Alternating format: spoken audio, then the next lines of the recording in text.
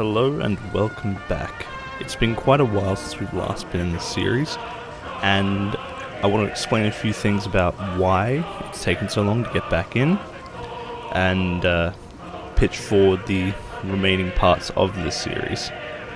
Firstly, the series I'm planning on ending earlier than expected, but I will wrap things up narrative-wise. We'll go over the next few episodes in terms of decades, rather than in small increments as we have been doing in the past few episodes.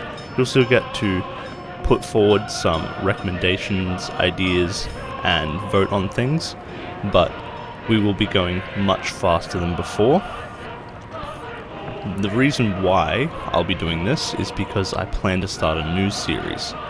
With the new DLC for the game coming out, focusing on early starts, I want to start a new series based in an earlier period.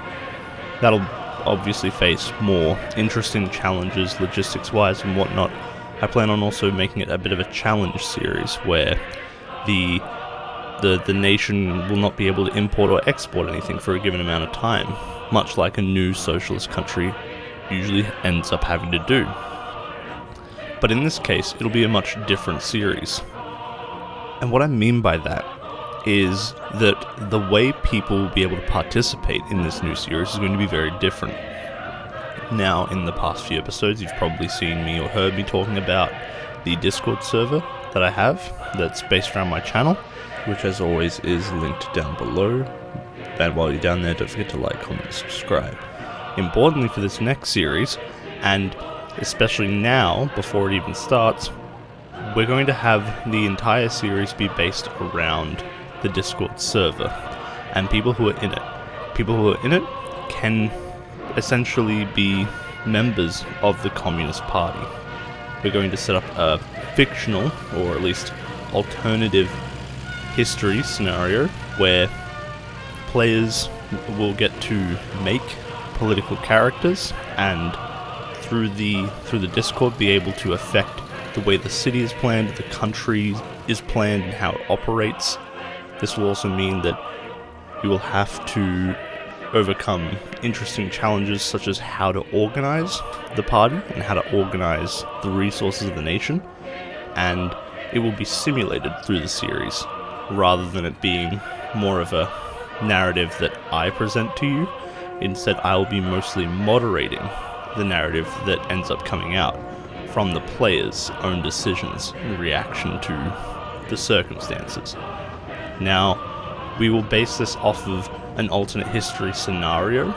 Now, that's not very clear yet as to when we can start, though the DLC suggests 1930s, so we might be starting in 1930.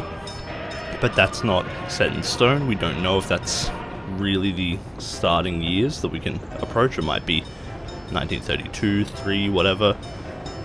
The important thing is that we will be essentially taking over an alternate history scenario where a country other than the Soviet Union has been overthrown by a communist party and is now having to grapple with the post-revolution stage of building socialism.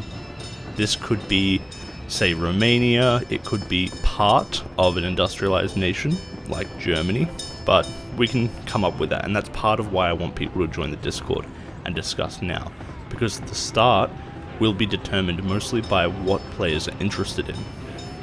There'll be more to come, details for that and everything, but I'll be communicating that through the Discord. I just wanted to get that out now, before the DLC comes out, and before the first episode of that series comes out, which the first episode will be about the setting and explaining the stakes and showing you what is currently under the collective control of the party. And then the last thing I wanted to talk about before we get into the episode proper is so what happened and everything that's gone on. When I moved house, the save file for this was completely corrupted, and you might have noticed in some of the cinematic shots here in front of you, things are very different, which is because I had to rebuild the entire save from the ground up. I didn't have a file I could use, I had to just remake it all, and that took maybe 20 hours, I want to say 20 hours, maybe more, of just painstakingly going through, putting things down roughly where they went, and you'll notice there are some things that are a little bit different, and things are a bit changed. There's, especially the main street of Zhukovgrad, it is completely overhauled. I decorated the shit out of it, I'll be honest. I love it. But you'll notice that there are parts, especially near the lake, the artificial lake that we made, there is sections that are not, that are present that were not there before. It's like the sporting facilities near the arts gallery. But that is minor in the overall things. It looks, I'm sure to viewers, it is completely recognizable. It almost looks like it's never gone. To me, it was a complete heartbreak, and it was weeks of, actually months, actually. Oh yeah, wow, that was a long time, actually. It's nearly been a year, hasn't it? Anyways, enough of that. About the channel as well, and plans for the future. Obviously, I'm planning to do a new series, and this one, I do want to get into more long-form content, political content. That's very important, but that's going to be on the side. This game is much more, fun and enjoyable to make videos about, so I'll keep doing that. And I'm sure you guys love it too. You seem to watch plenty of it. Now, the channel itself was prepared to be monetized. In fact, it did get clearance for monetization, but because when I left, it stopped the qualifications for monetization. So hilariously, I was able to make money off of this, but then I didn't upload any videos for a long enough period of time where YouTube would just cut it off. So I assume after this video I'll get that back. I don't really care about it. I'm not planning on making money off this. I just really enjoy this sort of stuff. If I do make money off it, the only prospect I see with that is quitting my job and making this a full-time thing, but that's a pipe dream. Even though I don't plan on making a lot of money off of this, I will open up channel memberships at the lowest possible price, just for people who want to donate, and I will give those people early access to videos. I'll shout them out in videos, and potentially there'll be more features available to channel members, but at the moment it's pretty bare bones. It's not really a sales pitch, and if you don't take up a channel membership, I really don't blame you. There's not much I can offer, and I'm not really focusing on it. It might become something I focus on later if that ever becomes a possibility in terms of making this a full-time gig, but I'm not really worried about that. What I am worried about though is getting this video started. I've rambled on for far too long, so we are going to get into things right now. So a lot of this episode is in the background going to just be me sort of fixing up things and maintaining what was already done. As you can see here, I'm just sort of checking citizens out, seeing what they're up to, what needs they need, and especially on that sort of, I guess you could say, northern side, near the railway station. A lot of citizens there have a lot of issues. They don't have sewage connections and such, and I've already figured out and planned that out, and that's why there's a bit of unhappiness and such. That gets fixed through this episode, and most of the background you'll see here, October City as well, is still being planned out properly. I have to check over everything and make sure it's all there. Connecting up October City as well to Zhukovgrad is going to be very important in this episode, planning out the railway connection and the road connections. Though actually I don't think I get to the road connections, that might be next episode. By next episode, we'll actually see October City partly finished, if not mostly finished, based on the speed at which we're going to be going at. And in order to not bog us down in sort of, production, civic trends, etc., and all those sorts of stats, I'll put them up slowly here, rather than just sort of go over them. You can read them, or even pause and read them.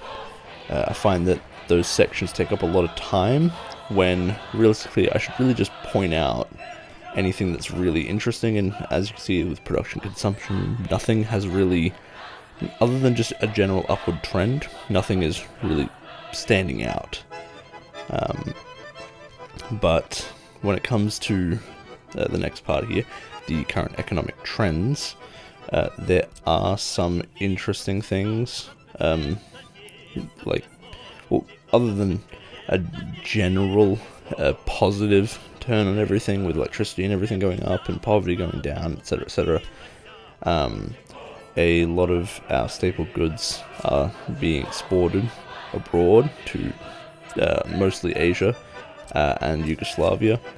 It is how we're getting our money to trade on the international market. But other than economic trends, nothing really interesting to talk about there.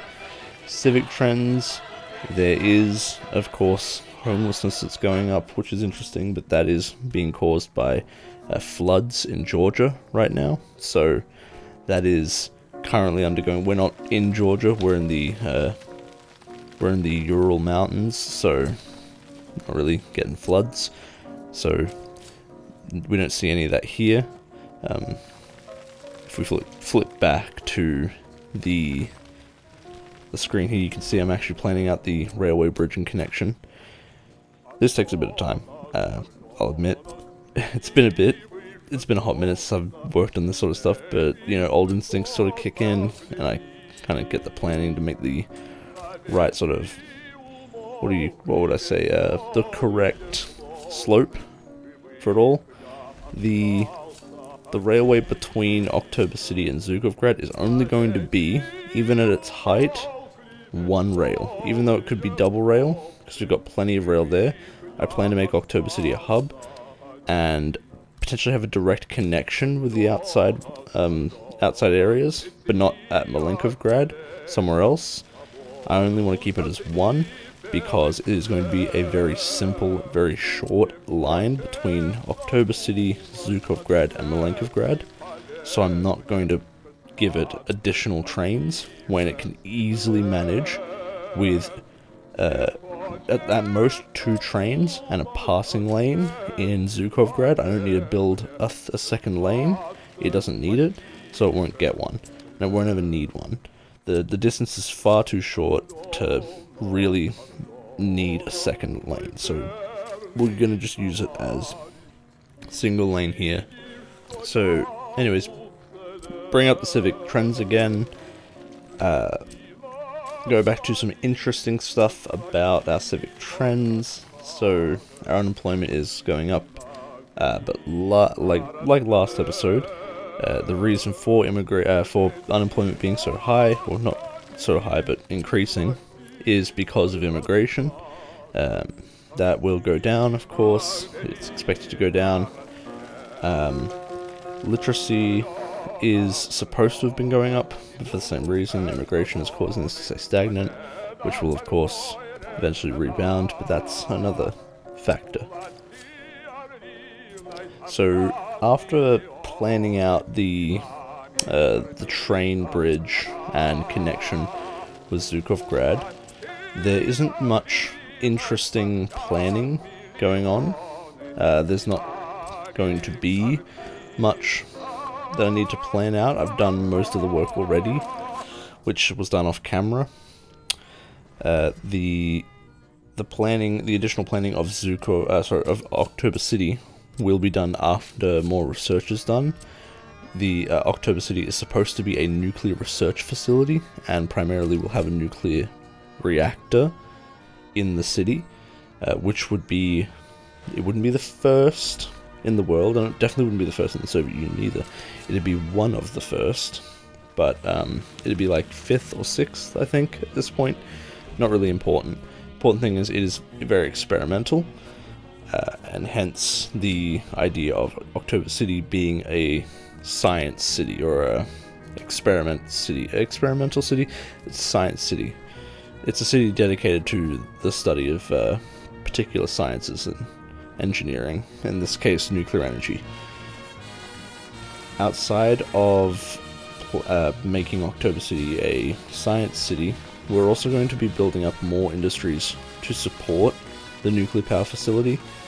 Namely, we're still building up the Zhukovgrad industrial sector. That'll have a construction industry as well supported there, which will mean asphalt, concrete, a few other things. We will also have import and export offices set up as well, though the planning of which was done, I think, an episode or two ago. They will be finished this episode, and we will have them operating by later on in this episode, which you'll see. With this sort of gap in between planning and setting things up, we do have time to go over a few international things. The Chilean World Cup 1962. I'll throw up the results, sort of what happened. We in the group stage, the Soviet Union did not lose a single game, which is not strange. We only played 3 games. We drew with Yugoslavia, we beat Uruguay, and we beat Colombia very handedly. That meant that Yugoslavia and the Soviet Union got through in our group. In Group 2, West Germany and Switzerland qualified. In Group 3, Brazil and Spain. Group 4 had Bulgaria and England qualify. And of course, this, before I get to the next page of results, just know that this is a very cursed World Cup. It is the bad storyline. It's the bad timeline compared to our world, because as you'll see in the knockouts, yes, England won the World Cup. It's coming home, it's coming. It is a tragic day for the entire world, as England has won a World Cup. England knocked the Soviet Union out in the semi-finals there. We beat Switzerland in the quarterfinals, and Yugoslavia made it all the way to the grand final. Enough about the World Cup, enough about football. Almost nothing about football. I did promise I was going to talk about the local leagues more in this episode. I'm not going to. It's a bit too congested. I'll just sort of give an overall language about it. As you'll probably see, we do have our stadium up and running, and our club did, well, for its first year, did okay. We hosted games in Zhukovgrad, and we didn't absolutely embarrass ourselves in the league, but we have a long way to go. And now into other international news, we have a few things coming about. So in Nicaragua, the Sandinistas have begun waging a guerrilla war against the Somoza dictatorship. It started as a small sort of outlet of skirmishes across the nation, but has quickly broken out into a massive front and push towards large portions of the country, including urban centres. The National Guard have been capitulating in rapid succession across the country. The only issue currently now that the Sandinistas face is a matter of support. The Sandinistas have taken both very heavy material and also human losses in this conflict. Both sides they've been fighting incredibly hard and losing quite a lot in this fight. Now, if we were able to divert weapons and aid to them now, it could critically see a successful and quick overthrow of the Somoza dictatorship in favor of the Sandinistas. And in doing so, we would almost certainly secure another Central American ally, which would put even more pressure on the Americans. With Yugoslavia, the CIA has been found by our KGB agents to be setting up some sort of coup or action against Tito. The exact action is unclear at the moment, but we do know now that America is very negative towards the Yugoslavian government. We do not have any response yet from Tito, though this information has of course been forwarded to the secret services of Yugoslavia, and we will be hearing back from them next episode. And then over to America now. Jerome Weissner, who is Kennedy's science advisor, has tried to convince Kennedy not to go on a proclamation about putting a man on the moon. Kennedy has decided to reallocate funds from the military and putting them towards the NASA in hopes of winning the space race and putting a man on the moon. Kennedy announced the new budget alongside the results of American talks in Myanmar in regards to the peace talks revolving around the Vietnam War.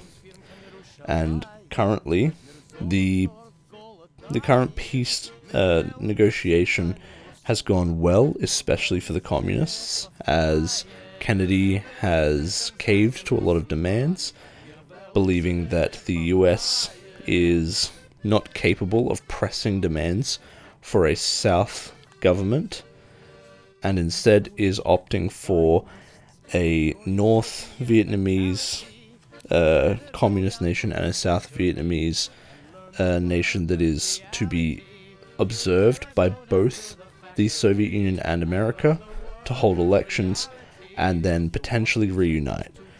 The current situation in Vietnam, Kennedy is not confident that the US can hold the South Vietnam without some sort of elections, so is pressing for that in peace talks.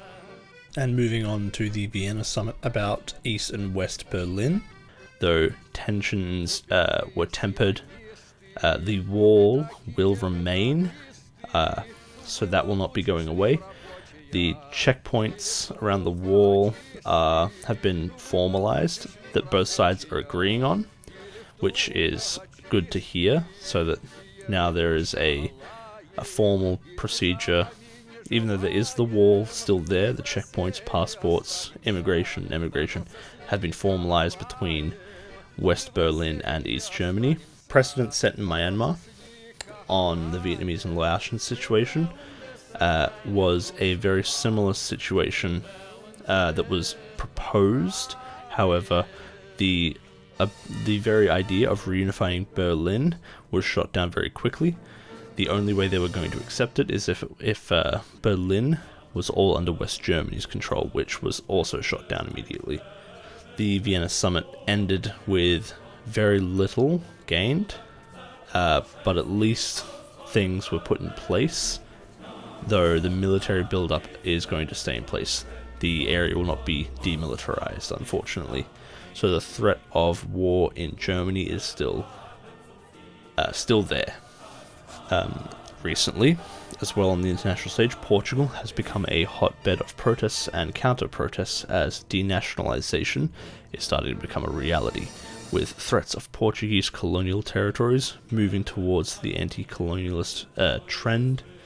Violent crackdowns of leftist and communist protesters is all over the news in Portugal, and Frelimo, a communist anti-colonial guerrilla group, have begun waging a war against the Portuguese occupying forces. This is the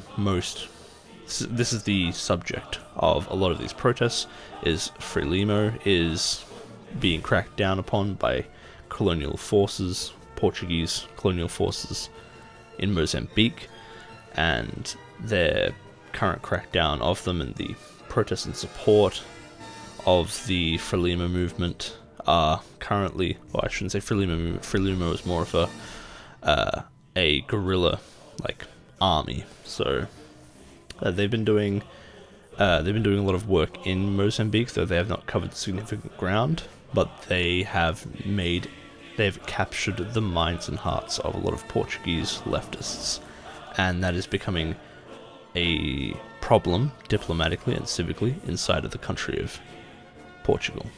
And that wraps up our sort of international scene. We'll head straight back to Zhukovgrad, October City in the Ural-Yug region. So from here on, we're just going to finish up on the things I was planning and getting done in and around the area, and I'll probably just throw in a few things here and there about the sort of how I do it, and then of course the future of this series. Like I mentioned earlier, we're going to speed up the overall time that we take between episodes, so we'll get into that in a little bit later. First things first, I want to go into October City because there's a few things that I planned over here. So this you're probably familiar with, the train station, but future connections further in to the region of Ural Yug need to be accommodated earliest as possible, and I'm not sure where I came up with the idea, but I wanted to go for tunnels. Tunnels are just much more easy to get in and out of areas without having to cross roads. We might have issues with water pipes and electricity and sewage and stuff like that, but we'll definitely get around that. The way to actually make tunnels, and the way I did it, is we made an artificial hill in this section here, which you'll start seeing now being made, which is the basis for the tunnel's entrance. This hill we actually will probably use for something, some sort of central monument that overlooks a lot of the city. I've already worked on this city in between this episode and next. You'll see that in the next episode. But I've already planned things along the river. And that'll be things like the Communist Party headquarters. There's a stadium, some additional housing. That's when we'll start seeing the new housing, the higher quality apartments being built. But that won't be in this episode, that'll be in the next episode. What you'll see here is the artificial hill, the tunnels, the export-imports, and setting all that up for future industries and such. But for now, we don't have those industries, so we have to import all the materials. Now, what I do want to know is what kind of big sort of monuments were we thinking of adding in this part of the city. So it's got an artificial hill here where the tunnels will go under. So if there's anything there that you think would work, let me know. I'll definitely add it in. There is also that central square in that sort of area. It's not really central, it's more off to the side, but there is a square where the city goes from being the civic area to the sort of services and light industrial area. So that's maybe potentially something we could put there. I haven't thought of exactly what yet, but that is an option. That's something there I'm open for suggestions for. Now, we are going to be moving very quickly. Next episode, we will be covering the rest of the 1960s. So, if you're wanting to put in... the current plans that are in place is we're going to be building a nuclear power plant here, and we may be making additional industries here in the city, though that is still up for planning. So if there are other industries you want to see in and around October City, do put that in the comments section. Let me know what you guys think we should be adding around October City. What kind of identity should the city have in terms of its industry? But other than that, October City is going to be a fairly experimental city for its time, of course. There's a tram network that we're building that is, it's not experimental, I guess, but it is different and unique to the area. So it's very fitting that we'll have that sort of part to it, I guess, is a way to say that. But other parts of the city could be complete pioneering moments for the entire Soviet Union, or even the world, which the nuclear power plant is, in every single way. But other ideas, potentially with our connections with Yugoslavia, there's a great connection there in terms of electronics, development of electronics. Could be one thing we do here in October City, which would necessitate a lot of associated industries as well. Now, small things in Zhukovgrad that I had to fix up. Well, not fix up, but things I wanted to address. So crime in the city isn't actually that bad, but we do have a few prisoners and no labor for them to do. They're just sort of sitting in cells and just chilling, which, I mean, is fine. It's just they aren't being very useful. Now, these are the import-export offices I was talking about earlier. They will be finished by the end of the episode and also set up to be working. they will also import and export goods and services. Oh, sorry, not goods and services. Goods to and from October City. Now, we are making small bits of money from the cola, the soda bottling plant, the Krasny Cola bottling plant, that is. The only problem is that it takes a lot of people for that to seriously pump out goods, and we don't have a lot of people yet. So the population will just sort of slowly increase over time, and we've got plenty of space for them in Zhukovgrad. But that may still not be enough. We might need to build more housing additions to Zhukovgrad. We might need to expand the riverside area more. Either way, there are small things that I had to address already. First of all, there are no city offices in Zhukovgrad, so I'm going to use the base game one there. I'm already planning on adding one into October City, and I want to find one that is unique, so I want to try and make as many buildings unique to each city.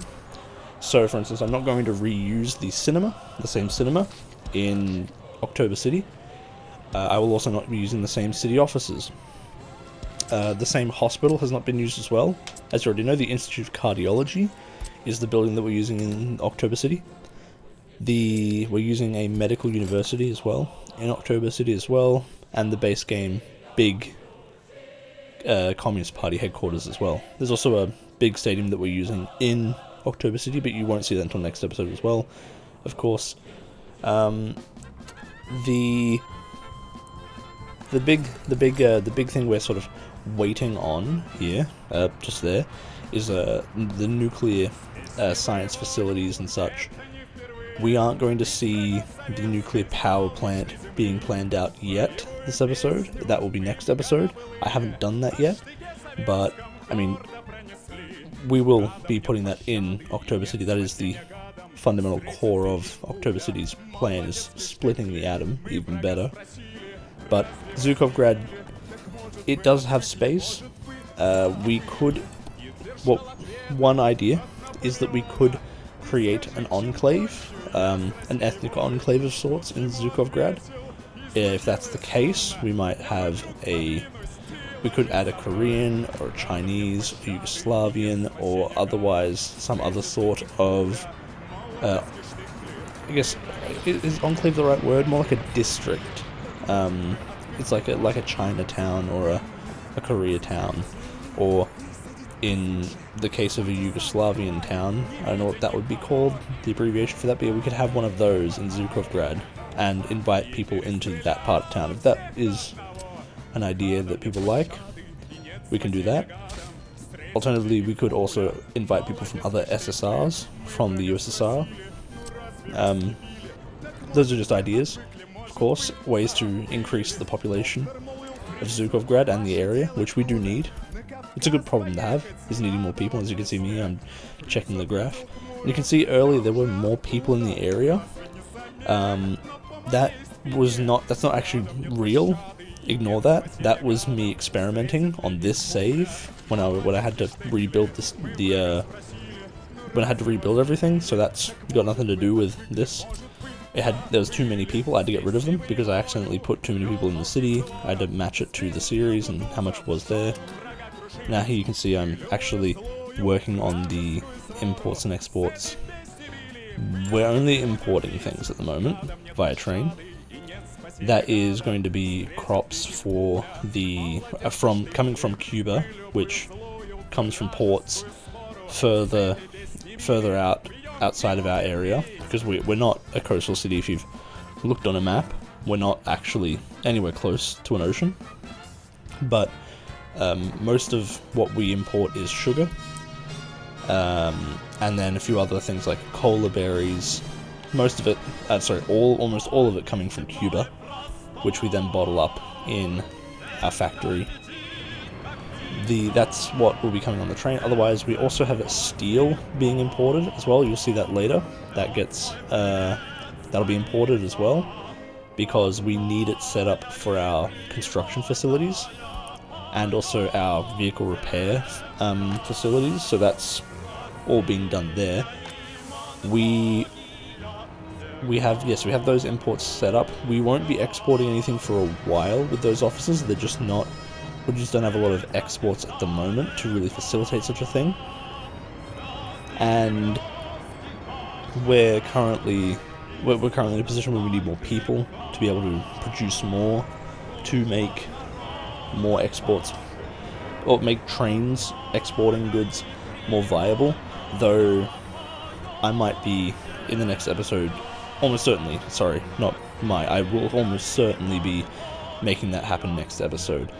By next episode, October City should be finished, or at least it should be running with people inside of it, so you look forward to that.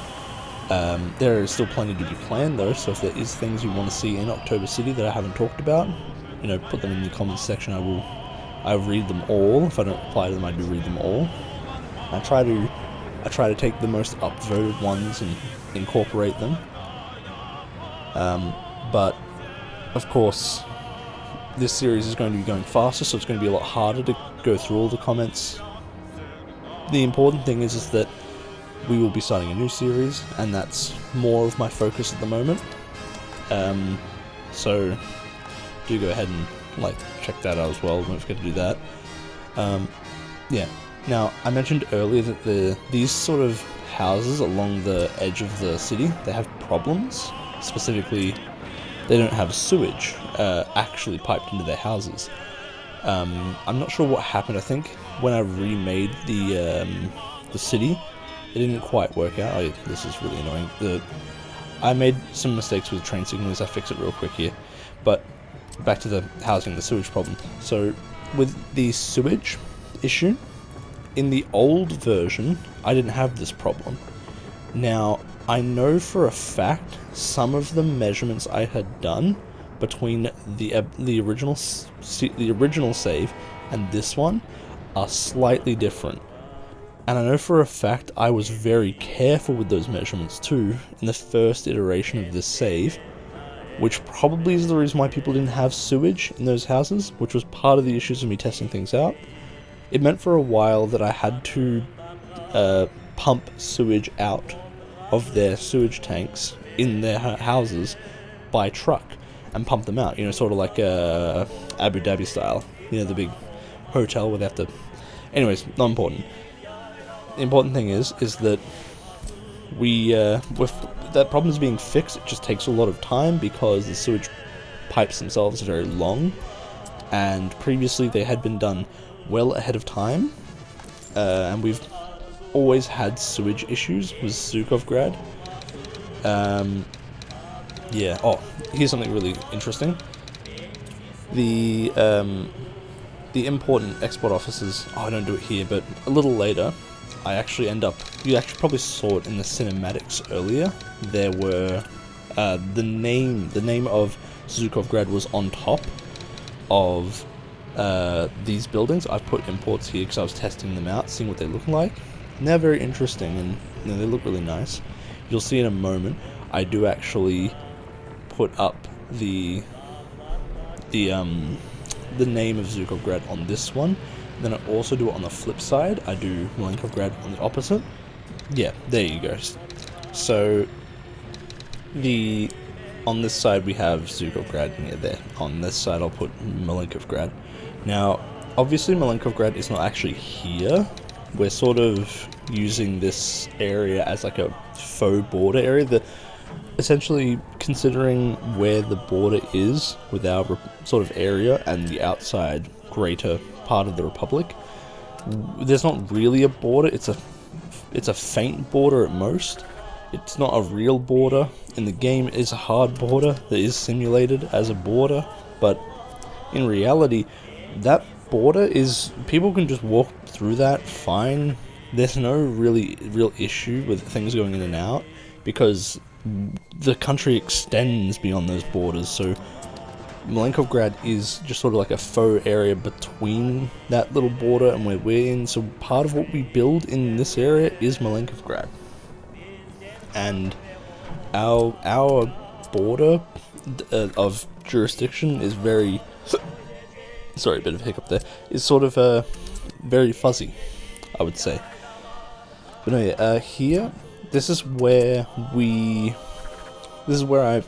finally have our distribution offices are now in the city of Zhukovgrad, and they're not just all these random little freebies thrown all over the place, which was really annoying and difficult to keep track of. They're now one that's in the city itself, based only in the city, and has all the vehicles there. Very easy to keep track of now.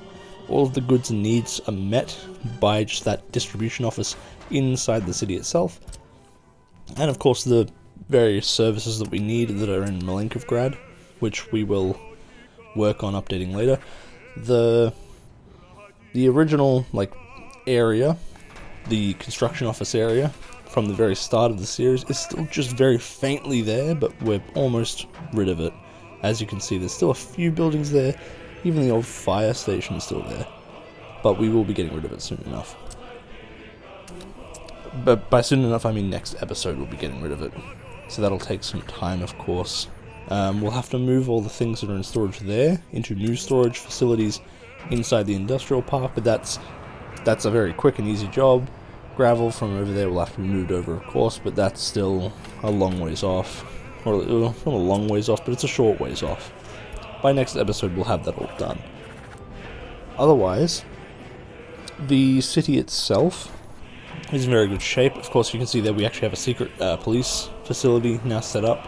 Finally, that's very important for a lot of things in the game, but it's also very important politically for us, because the Soviet Union, despite the fact that we did win the Second World War, and we kind of got rid of the Nazis, I guess, but they still stuck around. The problem is that we're in a Cold War, and American spies are everywhere. That's not the reason why they exist in the game. The game's kind of cringe in that aspect. They're pretty liberal, and the idea is that everyone must be spied on all the time by the secret police. It's very stupid. But the secret police that we have, and the way I like to believe it, is that the secret police are keeping track of any notable people inside of our region that might be counter-revolutionaries, essentially, and also any genuine spies. The secret police here would be pretty low-key. They don't really need to do anything at the moment. We're a very, very small place, only 2,000 people in Zhukovgrad. Not much of a chance for us to have anyone here that's genuinely a counter-revolutionary. Everyone that's here has a really good quality of life. People here mostly are just wanting to get on with their lives, and that's the whole point. We just want to make life easy for people, and we just want to make sure people who are attempting to obstruct that are removed. But in the game, we need them, because in order to keep government loyalty and thus happiness up, we actually need secret police. So annoyingly, in a very liberal way, we have to spy on all of the people, like an evil totalitarian, authoritarian, extra buzzword, communist state, which is an oxymoron, but whatever. Point is that we have secret police now. So I believe the NKVD. They might not be called the NKVD. They might be called something else by now.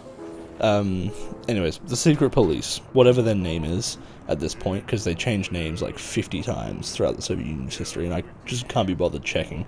They're not that important for this. It's not very important to the story, but it is important that we have them, right?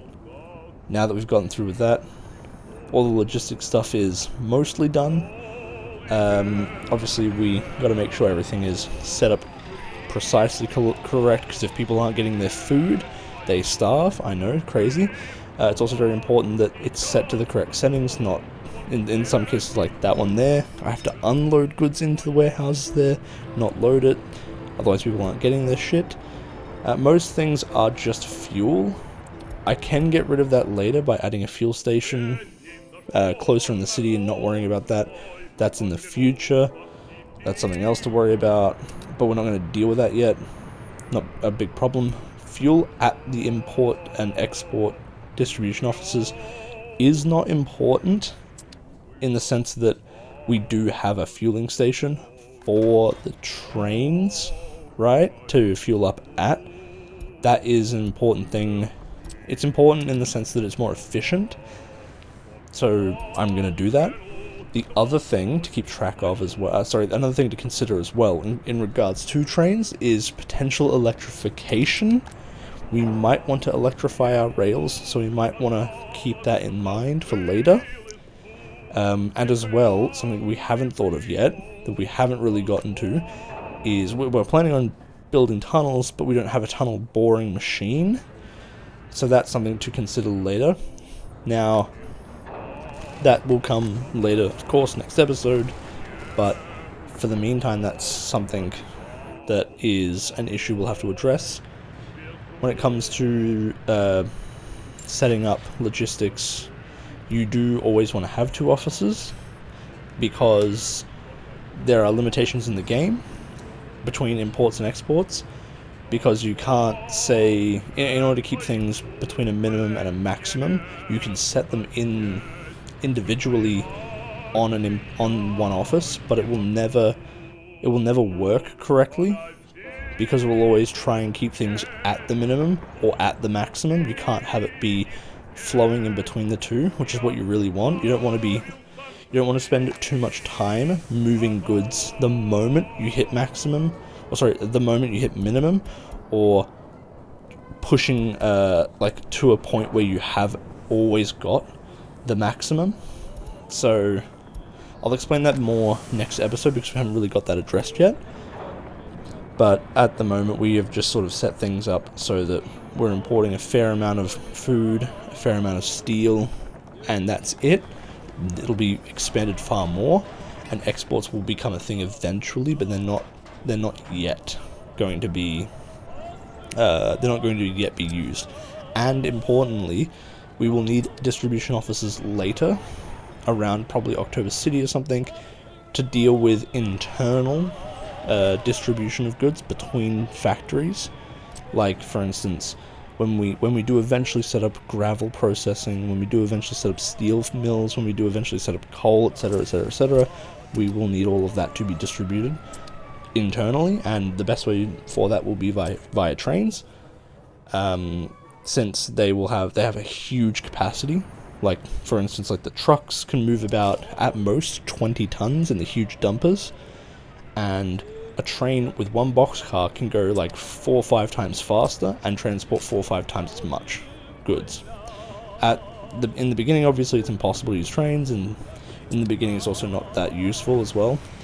But we are at the point where we need to move, in regards to food, several hundreds of tons of crops, so we need the trains now. The trucks are fine to start off, but we're using up too much fuel doing that, so that's why we have the trains now. And in regards to electricity, we do need to make sure we're always constantly having our services updated, and that's what I'm doing here at the edge of Zhukovgrad. This area in particular in Zhukovgrad, I want to be the outskirts, right? This is sort of like where we might have a fuel station if we do make one, but I was thinking maybe more closer along the highway. We do have one in the industrial park though, but I think maybe one in here would work great for all the vehicles, like the hospital vehicles, the police cars, the secret police cars, the distribution office inside of Zhukovgrad. All of that would probably go really well with one here. Yeah. And otherwise, we do also need to think about exports, what we will be exporting. If we're going to be using nuclear power, that would be very good to export as well, because we're definitely a really small area. We're not going to be capable of using all the electricity. Currently, we're importing all of our electricity. We might do well to export energy into the rest of the Soviet Union, and that would be via our current network. We could just reverse the direction of it. It's pretty simple. You click one button. That one we could do quite easily and handedly, but at the moment we don't have any power. So if we are looking for exports to work with, energy might be one of the exports we do move towards, but that's again up to you guys whether or not we do focus on that. Raw produce and products, that stuff, or refined goods and such like steel and such we could think about later, but we're nowhere near that point yet. One thing I didn't do is I didn't turn on realistic mode. I accidentally left it on. It doesn't really affect anything that much, but you probably just noticed there when I bought the excavator and bulldozer, they just instantaneously spawned in the construction yard itself. That's not normal, it's not meant to do that. I just forgot to turn realistic mode back on, because I really don't notice it when I'm playing. I'm just sort of doing shit. I'm just going and building everything as normal, but the option to auto buy and build things is still there, and I should have noticed it, but I never did. The reason why that was there was because earlier, when I was rebuilding the save, I didn't want to waste my time completely like doing the realistic mode stuff, because while it took me 20 hours across several weeks to do, doing it in realistic mode would have taken even longer and have more potential for stuff ups. So I just did not do that at all. I didn't want to waste my time doing that. It would have been a heartache. Now, rebuilding the save, of course, that was nearly not going to be worth it, since I actually stopped making episodes for quite a while. It is on me for that in a lot of ways. Of course, I mentioned that I moved, and in the move, it caused my save to get corrupted, which required me rebuilding the entire save from scratch. But once I had stopped making videos on this, it became harder and harder to actually restart or re-enter making videos for the series. It's just a momentum thing. Like I had never lost the passion or desire to make videos, especially for the series. I really wanted to, and in fact, a lot of times I would sort of say to myself, like, "Oh, today's the day. I'm gonna go and do it." And it just takes, I guess, as you're doing that more and more and more, and the more you keep saying that, and the more things keep happening in your life, the harder and harder it gets, until you get to a certain point where, like now, you flip and do it. And I guess for me, that seems to be nearly a year, and in a sense, there's no pressure for me to keep the videos up and keep them running and keep them going along, so I don't, which is a weird thing to say because I'd rather it not be, but it's the way it is. Hopefully this marks the step towards me, going back in to a new series, continuing and finishing this series off, and being a bit more consistent with this sort of stuff. I do intend to. That is the intent, it's the idea, but I can't just predict the future. What if the revolution happens tomorrow? It's crazy shit. Anyways, enough crazy stuff. You've probably realized we're in the cinematics now. It's the end of the episode. I want to thank everyone who's watched the video at any point. Sure, most of the people probably don't watch to the end. Still want to thank those people, but especially the people here who have watched the whole episode. Thank you for watching. And I do hope to see you all in the comments section in the Discord, and I hope to see you all next time, where we'll be seeing the rest of the 60s, and cap off this decade. And hopefully that episode won't be too far away. Until then, I will see you all next time.